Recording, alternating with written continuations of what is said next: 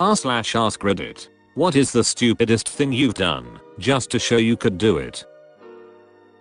My partner was a heavy smoker, and at the time, I'd never touched a cigarette. I would subtly, and sometimes not so subtly, but always lovingly urge her to quit. She told me I had no idea how hard it was. I decided to take up smoking for about a month, and then quit, just to show her I could do it. That was 10 years ago. I'm on a pack a day. She no longer smokes. This might be the worst one yet. Shouldn't be a problem, now that their partners has shown them how easy it is. A buddy bet I couldn't finish the spiciest chicken sandwich at this joint, known for insanely spicy chicken, in under 30 minutes. I knew I ducked up when they gave me gloves to eat the sandwich, so the sauce couldn't touch my skin, and made me sign a waiver. Won the bet, but really I lost in the end. Technically I think it was your end that lost. Technically he lost his end. How big is this sandwich that it could take over 30 minutes to finish? I mean, I get that it's hot, but that seems like a pretty long time to eat a sandwich. It ain't easy chewing and swallowing when your eyes are watering down to your nose is running into your mouth, and you're drooling into your lap. Cliff diving. Saw a old man do a front flip off a 40-foot cliff. I said if he can do it, so can I. I did the flip alright, followed by a belly flop that Zeus could hear. Knocked the air out of me, but luckily people were floating nearby to save my dumbass.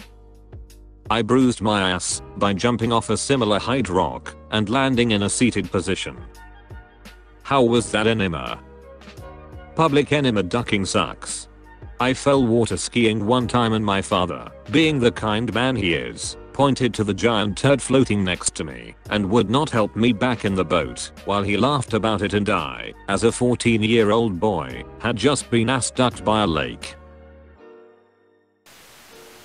In 2001, my sister got me a Sony phone, a tiny little thing with a flip down front.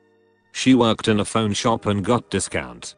On the box, it said the phone was waterproof and there were tiny rubber seals in places. I believed them. At the pub where I worked, this aspect came up in conversation. Some guy said the phone couldn't be waterproof, and that showerproof was probably more accurate. Remembering the box, I argued the point, and dropped my phone into a pint of beer in an effort to prove it. I was wrong. Brutal but well-earned life lesson. OMG, my friend did something similar at a bar years ago. She had a case called Life Proof, and she swore it made her phone indestructible. So she picked it up, slammed it on the table, and shouted Life Proof.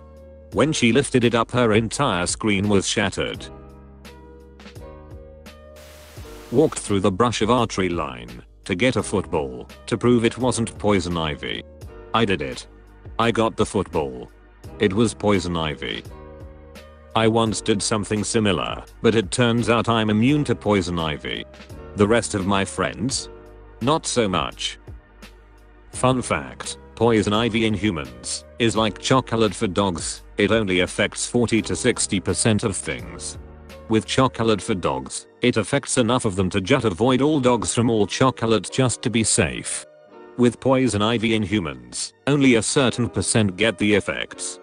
However, just because you don't get the effects the first time, such as itchiness and rashes, you can easily get them the second or third, etc. You can handle poison ivy 20 times thinking you're immune, then all of a sudden the 21st time hits you like a brick. Like chocolate for dogs, even if you think you're okay, it's still best to just avoid. I used to work at a shitty movie theater. As it gets to midnight, all the employees hang out behind the concessions counter and shoot the shit, eat the popcorn, before we have to throw it out, etc. One of them dared someone to do a butter shot. But like, the liquid butter for popcorn is way closer to straight oil. So an oil shot. I'm always a slut for attention, so I said pass it to me, and I downed it without letting myself think about the consequences. It tasted like liquid plastic, and I hated it, but everyone was howling and incredulous, and I felt cool for a whole minute. Shat my brains out the next morning. Worth it. My dad put so much of that poison on his popcorn that it leaked through the bottom of the bag one time and ruined my favorite shorts. The worst part was that we saw Deep Blue Sea and I was little. Everyone thought I peed my pants from being scared. Won a donut eating contest. In 10 minutes I ate about 17 donuts, and seconds before the time was up, and I had all my thoughts set on having a hearty cleansing, puke, a methodika who wasn't even taking part yelled that throwing up afterwards should disqualify you.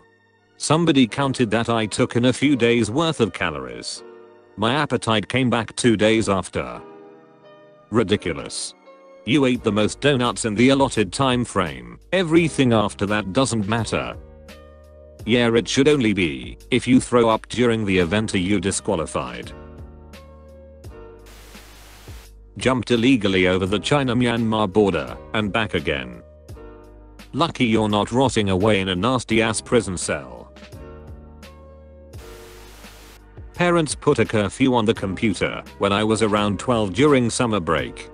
No gaming from 10 PM to 6 AM. A reasonable person would go to bed at 10 to 10:30 and wake up at 7 to play, right?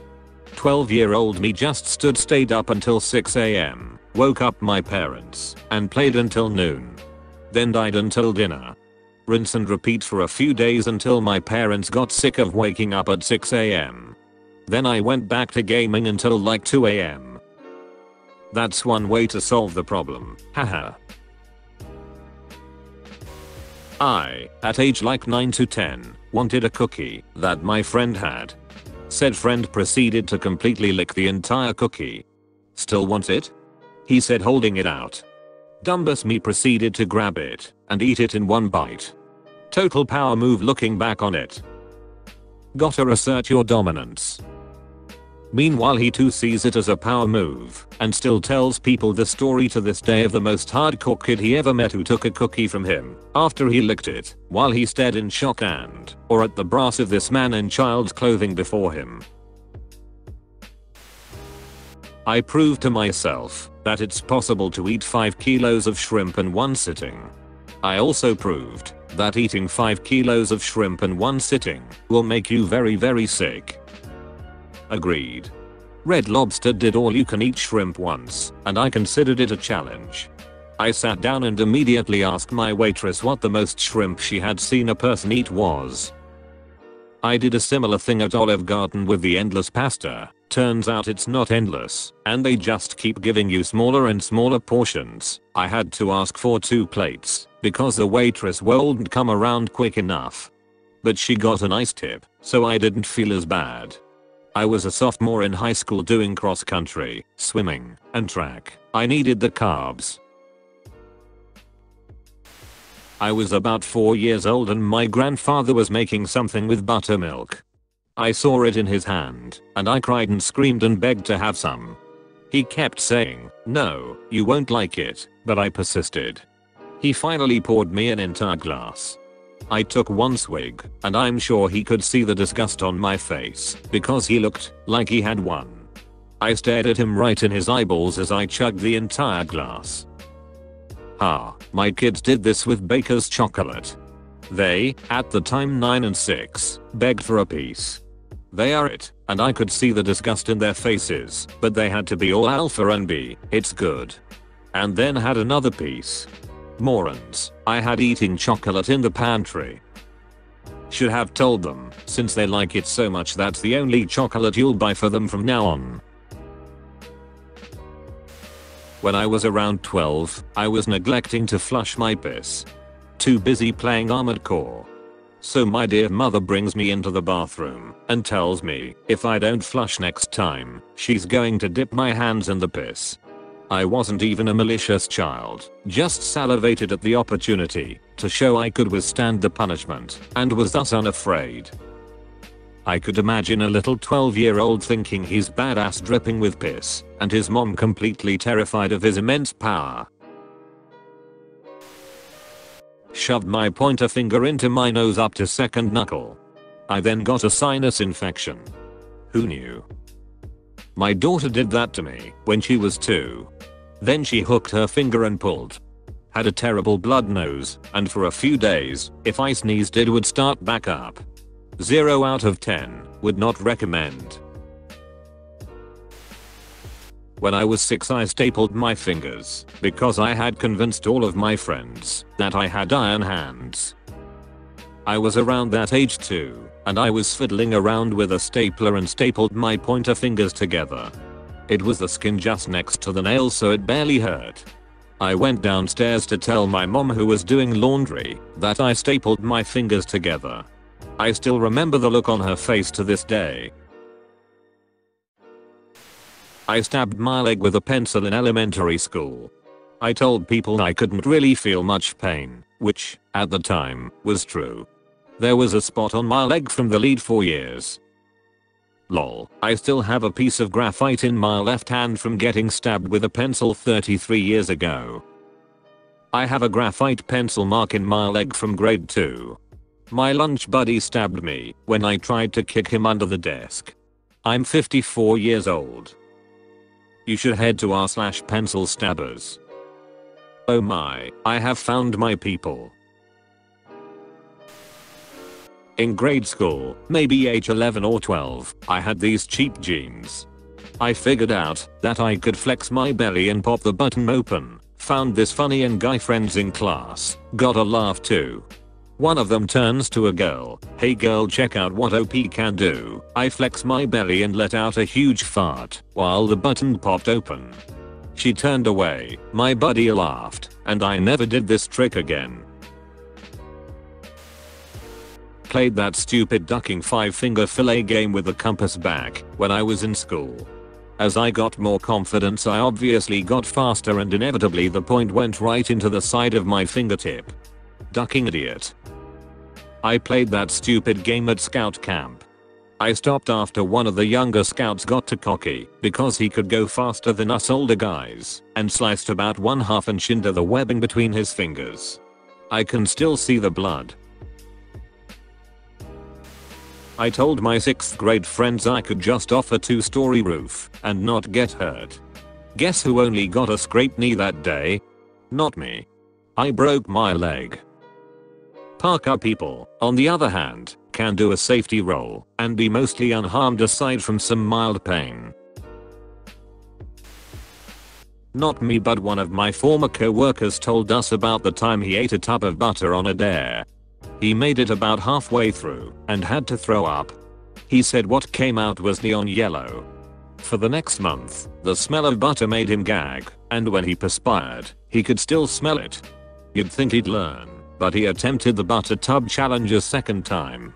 This time, he paced himself and actually finished the whole thing. He said the duck up there was eating it before having to catch a train. While he was waiting, his heart was racing, and he felt so amped up, he did push-ups and jumping jacks at Penn Station. I don't even like the stuff, but a dare's a dare.